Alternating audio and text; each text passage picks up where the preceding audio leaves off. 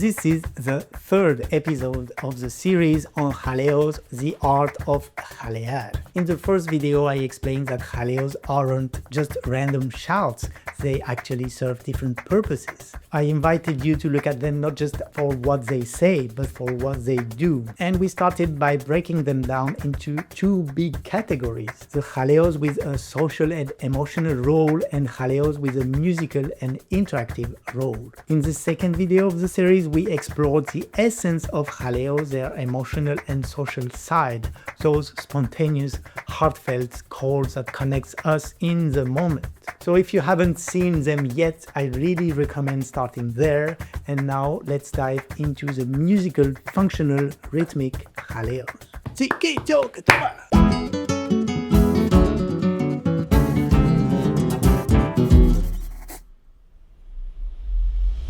Hi, this is Guillermo Guillen for FlamencoMAPS. Welcome to my channel. Alright, so now let's dive into the tricky Jaleos. The ones that aren't just there to say, I love you, you're so beautiful, or you're killing it, but serve as real-time communication tools between the artists. If before I said that Jaleos are open to anyone in the room, artists and audience, those are a bit more among the artists themselves, because they are part of the inner communication of the group, supporting improvisation and interaction, grabbing everyone's attention before transitions, and signaling musical or structural shifts. And they can also act as an extra rhythmic percussive instrument driving the Compás with Soniquete.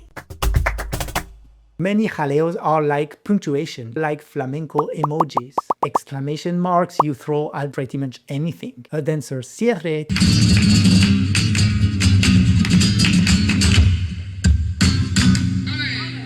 a guitarist's remate,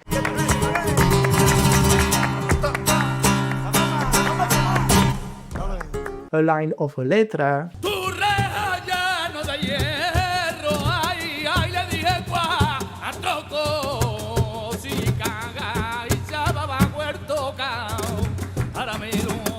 most of the time those punctuation Jaleos are perfectly nailed in Compás, because that's what makes them a meeting point for everyone, artists and audience. It's a communal response, all together at the same time, and it feels right. It lands with weight, and it pulls everything together.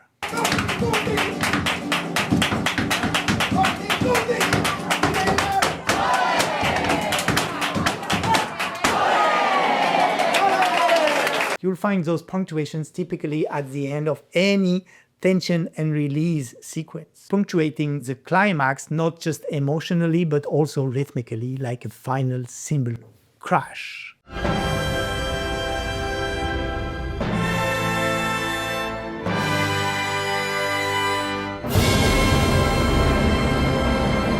But always remember, there is no rule and no obligation. It's your voice, it's your choice.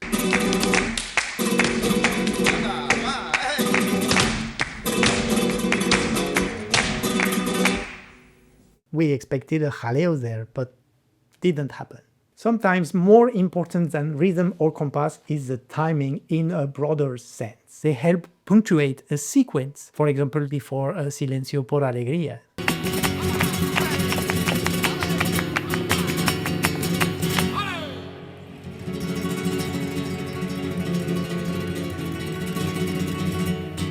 Or they can mark the very end of the baile, inviting applause and just sealing the moment.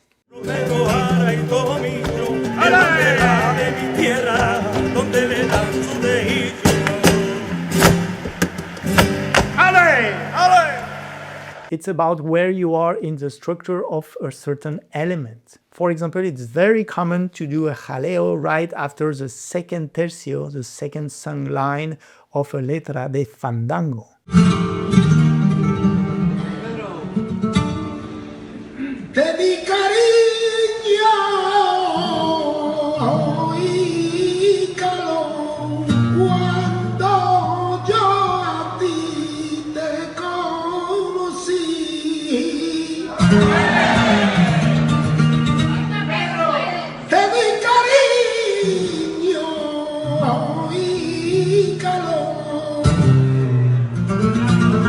It's not the only place you can jalear in a letra de fandango, you are free, but it's a typical one. Remember I said earlier that an artist can often tell if someone really knows flamenco just by when and where they do a jaleo? Well, this is one of those subtle moments. Or por bulería, for example. If you've noticed, there are lots of jaleos por bulería, but not just anywhere or all the time. Often when a letra starts, it's common to leave that opening mostly without jaleo, or only very subtle ones. This helps us focus on really listening to the singer. The jaleos then build up alongside the letra and reach their peak at the end with the final caída and the subsequent punctuation. Cuando remedio no tenga, cuando tu remedio no tenga, arriba, que te corte el cirujano la campanilla.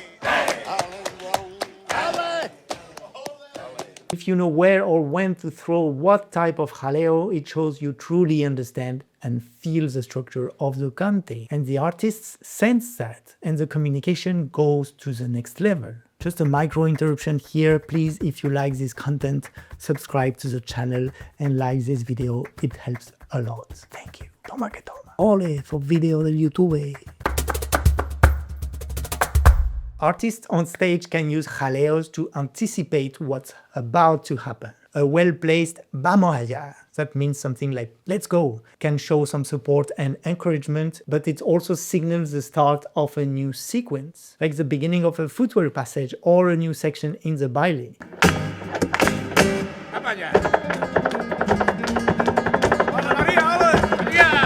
A jaleo can help to anticipate, signal and boost a cierre, a closing. The music, rhythm and dance already make it clear, but the jaleo adds that extra spark and makes the message even clearer. It's like an additional way of saying, heads up, here it comes.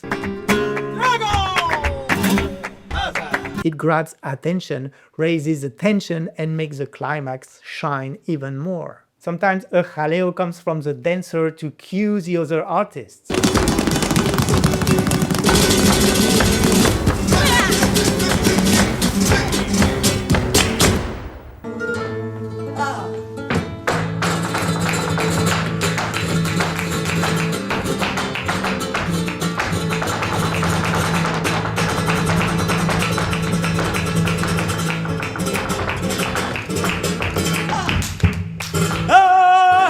Again, it's not necessary, but if it's there, it feels like a burst of pure energy that has come out, like an urgent release beyond the dance itself.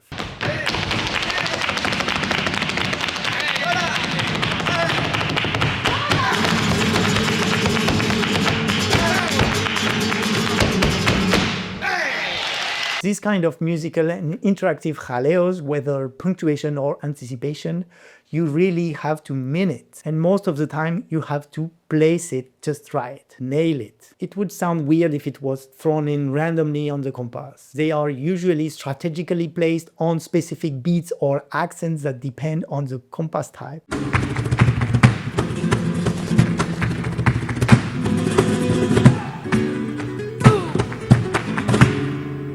Somewhere where it makes sense rhythmically.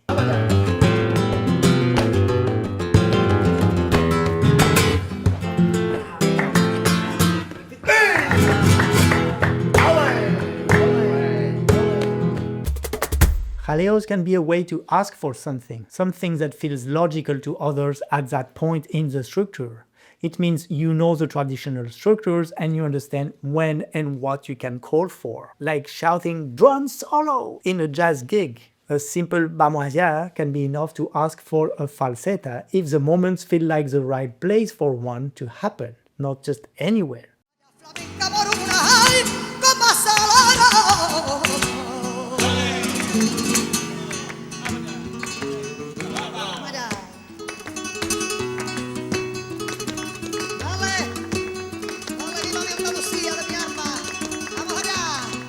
It's simple real-time communication as long as you know the bigger rules and the structures. Of course, you can find jaleos in any palos, but in palos with more compás, more soniquete, especially burerias and tangos, and in most bailes, rhythmic jaleos play a much bigger role. In this case, we are not just cheering or throwing in spontaneous words or just punctuating here and there. We are adding drive and groove to the moment. These Soniquete drivers, that I call, work like percussive lines, fills, or dynamic accents. They push the compass forward in a way that complements the palmas. In that sense, they function as an instrument in their own right.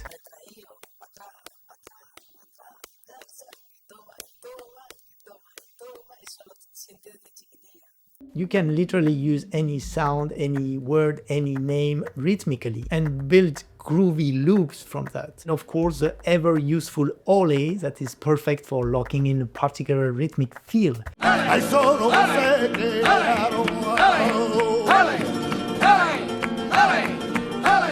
Bien. Mira. This one built around the name Lebrija, connecting us to that place, Lebrija.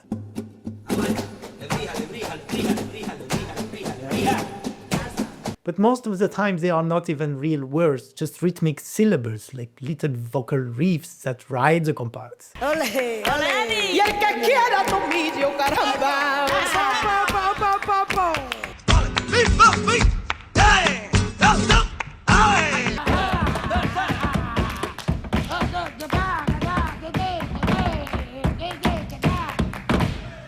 They can follow the basic accents of a compass type.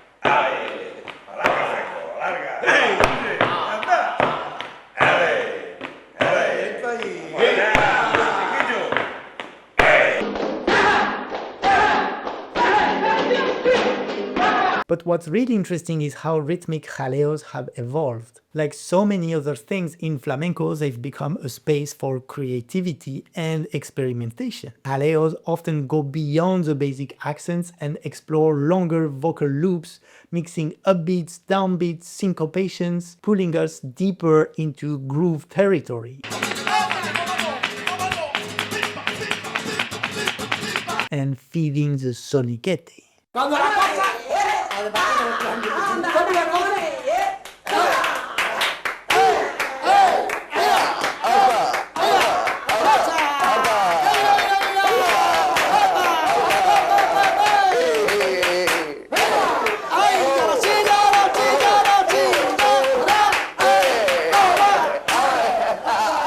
But whatever they do in order to drive the soniquete, they need to connect with what's happening musically, energetically, and structurally. That's how they take part in that flamenco cycle of tension and release from start to finish. One thing many people do with rhythmic jaleos is create a pre-arranged organized set, a kind of jaleo choreography, and a group of people performs them together.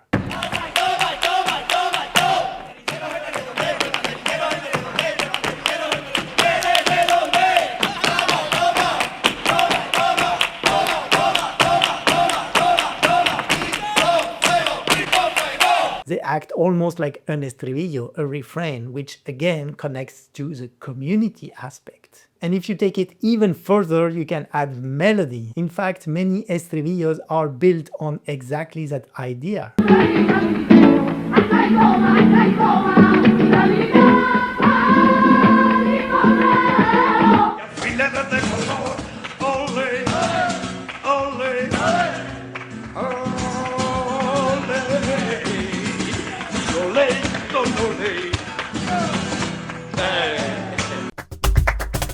Sometimes in flamenco recordings, like album studio, you hear kind of fake jaleos. Jaleos that weren't necessarily captured live in the moment, but added later in the studio. And they can be one or the other, just emotional or social, or rhythmic and functional, or both at the same time. That's why they're often recorded along with the palmas, since they are so deeply tied to the compass. That might seem inauthentic at first, but in a carefully produced studio album, they are not random. They are often used with great care and intention, giving the sense that the artist isn't alone. If even though they are added after the fact, they are deeply musical and often essential to the track's emotional impact. They help recreate the energy and spontaneity of a live setting. Punctuating a remate or a caída, lifting a cambio, they guide the listener emotionally, a bit like a laugh track in a sitcom. Hi, Mike. Hi. But with more arte and compás. The big questions are, how do we do this type of musical, interactive or rhythmic jaleos? When do we do them? And how much is too much? And here we run into the same old problem. To master those tricky jaleos, you need more than just learn jaleos. You need a solid sense of compás, and you have to know the structures, recognize where tension builds or resolves, and how jaleos can support, drive or shape the flow. You can keep learning more and more jaleos, but if the compás isn't deeply internalized, if it's not running on autopilot, then piling on jaleos and more jaleos won't make them feel more authentic. Dancers, marcajes embody the compás. Rhythmic jaleos voice the compás. That's why I always insist practice compás and palmas a lot. And if you need help, there are plenty of exercises right here on this channel. The good news is that you can actually practice compás through jaleos, and it's actually very fun and very efficient, but only if you're doing it consciously. That means staying connected to the compás and to your intention and not just repeating phrases blindly without understanding what's happening underneath. And we'll do that together in other videos. Same goes for the global language and structure. You can only really interact, accompany, highlight, anticipate, and support with your jaleos if you are tuned into the form, the cues, and the unfolding moment. We need to learn and practice in order to feel when to jump in, when to stay quiet, and how to land your jaleos cleanly within the groove and structure. Know the cues, follow the codes, and practice until your timing becomes second nature. In short, skip those two foundations, compás and structure, and you're just memorizing frozen jaleos by heart. And that's not the point. These jaleos aren't just words or sounds, they are musical statements. Now, about how much is too much? That's an interesting question. With those, especially the rhythmic jaleos, it seems there is no such thing as too many. In tangos, bulería, or an intense section of a baile, that's true. If they are in compás and add soniquete, bring it on, all in.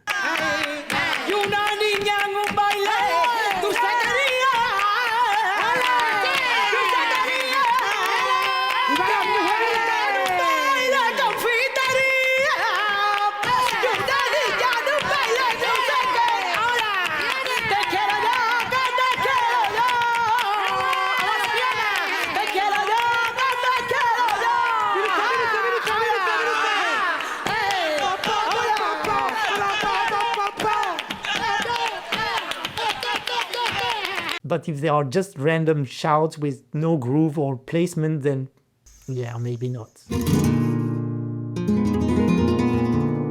Now you understand that jaleos aren't just cheers, they are part of flamenco's language and aesthetic. Some are pure feeling, others are precise musical tools, and many are both at the same time. But understanding their role and their function is the first step to learning how to jalear with intention and confidence. Like I said, it's not always the content that defines their function. Still, if jaleos are part of flamenco's language, then it's important to look closely at the words themselves. In the next video, we'll explore what these jaleos actually say, what they mean, and what they set in motion. And that's it for today. Thank you so much for watching. If it helped, remember, you can help me.